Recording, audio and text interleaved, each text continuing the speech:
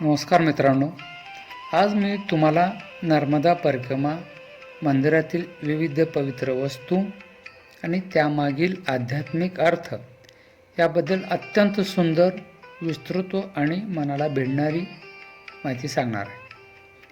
नर्मदा माईची परिक्रमा करताना किंवा मंदिराला भेट देताना आपण अनेक गोष्टी पाहतो.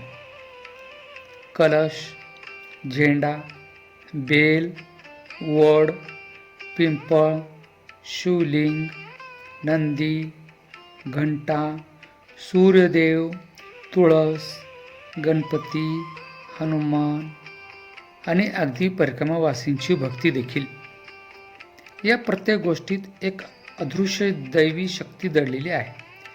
तिची जाणीव झाली की मंदिर फक्त दगडमातीचे नसते, तर ते जिवंत होतं. चला तर मग हा पवित्र प्रवास सुरू करूया. आपण पहिल्यांदा मंदिराचे कलश याबद्दल बोलणार आहे मी. आकाशाशी जोडणारा दैवी स्पर्श म्हणजे मंदिराचे कलश. मंदिराच्या शिखरावर बसलेला कलश म्हणजे देवळाचे मुकुट. हा कलश फक्त धातूपासून बनलेला नसतो, तर तो सुंदर मंदिराच्या ऊर्जेचा अंतिम बिंदू असतो. शिखरावर बसवलेला कलश आकाश आणि पृथ्वी यांना जोडणारे प्रतीक मानले जाते.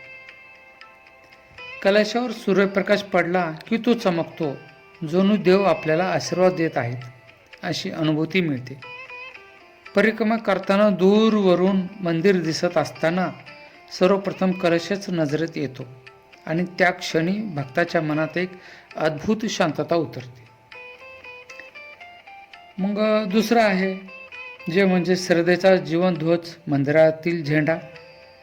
मंदिराच्या उंचावर फडकणारा झेंडा म्हणजे भक्तीचे प्रतीक. झेंड्याचा वारा सर्वत्र पवित्र ऊर्जा पसरवतो.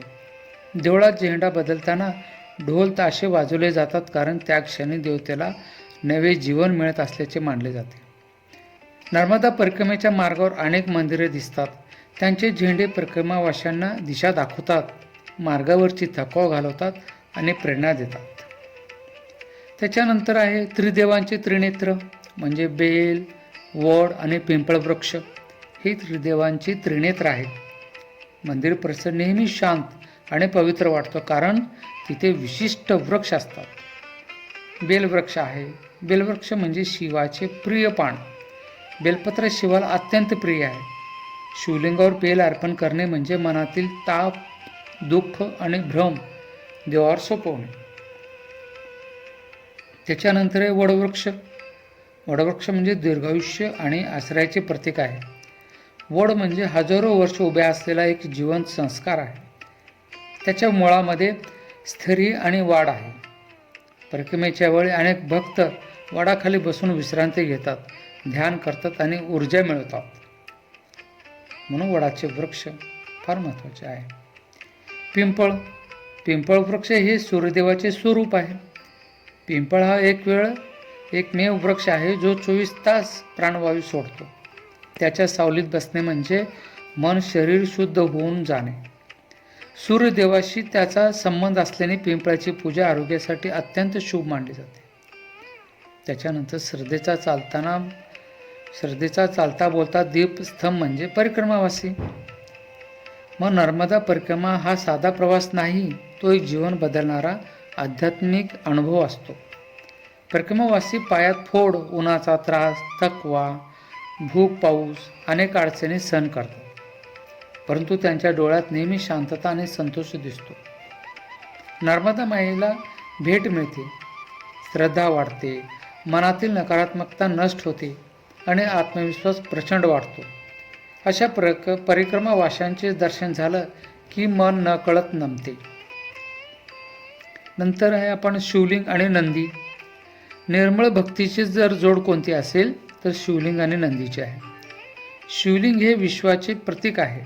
शिव म्हणजे संहारक नाही, तर परिवर्तन करणारी शक्ती आहे. शिवलिंगावरील अभिषेक म्हणजे मनाची शुद्धी आहे. नंदी हा शिवाचा वाहन नसून भक्ताचा प्रतिनिधी आहे. नंदीच्या कानाशी प्रार्थना केल्यास ती थेट शिवापर्यंत पोहोचते असे मानले जाते. मग आहे मंदिरातील घंटा. घंटा आपण वाजवतो तेव्हा त्या घंटातून कंपनातून निर्माण होणारी पवित्रता त्याच्यामध्ये आहे. घंटेचा आवाज हा साधा ध्वनी नाही, तो नाद ब्रह्माचे स्वरूप आहे. घंटा वाजवली की वातावरणातील नकारात्मक ऊर्जा क्षणात दूर होते, मन शांत होते, विचार शुद्ध होतात आणि देवदर्शन अधिक सखोल होते. त्यानंतर आले जीवनशक्तीचा उगम बिंदू. जीवनशक्तीचा उगम बिंदू सूर्यदेव आहे. सूर्यदेव हा निसर्गातील सर्वात मोठा ऊर्जा स्तोत्र आहे. उगत्या सूर्याला अर्घ्य देणे म्हणजे आरोग्य, तेज, निर्धार आणि सकारात्मकता मिळवणे. परिक्रमेच्या वेळी सकाळी पहाटे सूर्यफुलात नालेली नर्मदा माई पाहणे हा एक अद्भुत अनुभव असतो. आणि पापशाना करणारी जिवंत नदी जर कोणती असेल तर ती नर्मदा माई आहे. नर्मदा माई ही फक्त नदी नाही, ती माता आहे. नर्मदे हर म्हणत चालल्यावर मनातील दुःख वितळते. ही एकमेव नदी आहे जिच्या पाण्याचे गुणधर्म कायम शुद्ध राहतात. माईची परिक्रमा म्हणजे आत्मज्ञानाचा प्रवास, संयमाची परीक्षा आणि जीवनातील उद्दिष्ट समजण्याचा क्षण आहे. मग त्यानंतर आहे तुळशीचे महत्त्व. घरातील पवित्रतेचा श्वास आहे. तुळस हे देवीचे स्वरूप मानले गेले आहे. तिच्या पानातून औषधी गुण, शांती आणि सकारात्मक ऊर्जा मिळते. तुळस असल्याने वातावरण शांत आणि पवित्र राहते. हे तुळशीचं महत्त्व आहे. मग आपण गणपती आणि हनुमान याबद्दल बोलूया. गणपती म्हणजे विघ्नहर्ता आणि हनुमान म्हणजे शक्तीचे स्वरूप आहे. गणपतीची पूजा म्हणजे प्रत्येक कार्याची शुभ सुरुवात. गणपती अडथळे दूर करतात आणि मार्ग प्रशस्त करतात. आणि हनुमान हे शक्ती, विश्वास, धैर्य आणि भक्तीचे प्रतीक आहे. हनुमानाचे नाव घेतले की मनातील भय नाहीसे होते. पण समारोपमध्ये मला जर सांगायचं असेल तर मी तुम्हाला सांगतो की भक्ती, शांती आणि नर्मदा माईचा आशीर्वाद म्हणजे अशा प्रकारे मंदिरातील प्रत्येक घटक, ज्याला आपण म्हणू कलश, झेंडा, वृक्ष, शिवलिंग, तुळस, सूर्यदेव किंवा नंदी यामध्ये एक अखंड ऊर्जा आहे. नर्मदा परिक्रमा म्हणजे शरीराचा नाही तर मनाचा प्रवास, जीवनाचे खरे स्वरूप पाहण्याची संधी आहे. आणि म्हणून नर्मदा मातेकडून मिळणारा अनमोल आशीर्वाद आहे. जेव्हा आपण हे सर्व समजून श्रद्धेने अनुभवतो तेव्हा जीवनच बदलते. जय नर्मदा माई, नर्मदे हर. हा यूट्यूब तुम्हाला नक्की आवडणार, म्हणून तुम्ही आपण लाईक करा, शेअर करा आणि कमेंट्समध्ये नर्मदे हर लिहा आणि सबस्क्राईब करायला विसरू नका. नर्मदे हर. नर्मदा माई देखील संकटातून वाचवते.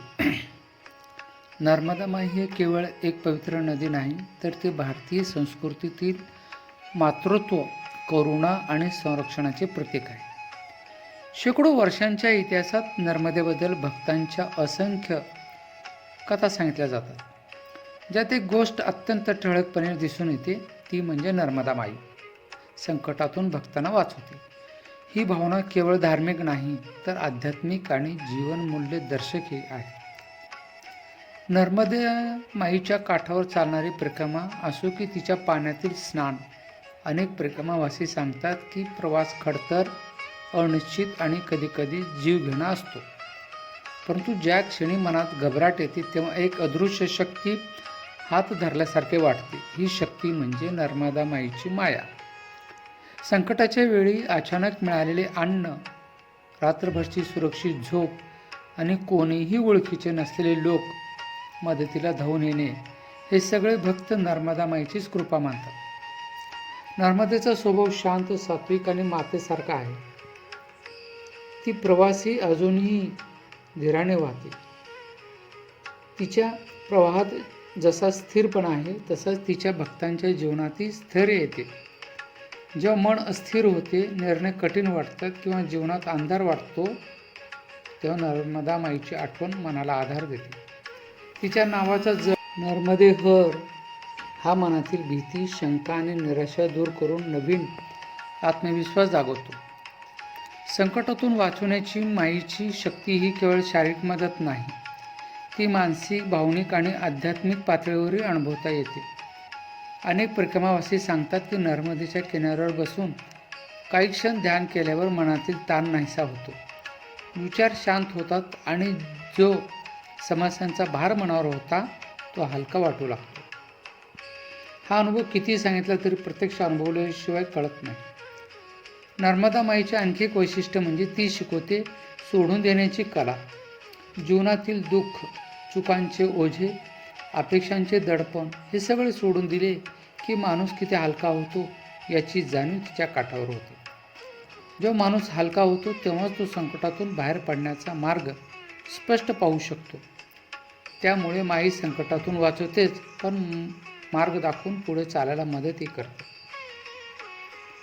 नर्मदा माई संकटातून वाचवते यामागे भक्ताची श्रद्धा, माईची करुणा आणि तिची दिव्य ऊर्जा हे तिन्ही घटक आहेत. भक्ताचा विश्वास जितका दृढ तितकी तिची कृपा अधिक अनुभवता येते. त्यामुळेच परिक्रमावासी म्हणतात, नर्मदेला चालणारा कधीही एकटा नसतो, माई त्याच्या प्रत्येक पावलावर असते. अखेर नर्मदा माई हा फक्त पाण्याचा प्रवाह नाही, तर आशेचा, सामर्थ्याचा आणि संरक्षणाचा प्रवाह आहे. भक्ताचे संकट कितीही मोठे असो, माईची कृपा त्याला सुरक्षितपणे दुसऱ्या किनाऱ्यावर घेऊन जाते. म्हणूनच जग नर्मदेला माता म्हणते आणि तिच्या नावात अनंत शक्ती मानते. नर्मदा माई संकटातून वाचवते आणि भक्ताला नव्या जीवनाचे वरदान देते. नर्मदे हर, नर्मदे हर. हा व्हिडिओ तुम्हाला नक्की आवडणार, म्हणून आपण लाईक करा, शेअर करा, कमेंट्समध्ये नर्मदे हर लिहा आणि सबस्क्राईब करायला विसरू नका. नर्मदे हर, नर्मदे हर. गणपती बाप्पा मोरया, मंगलमूर्ती मोरया.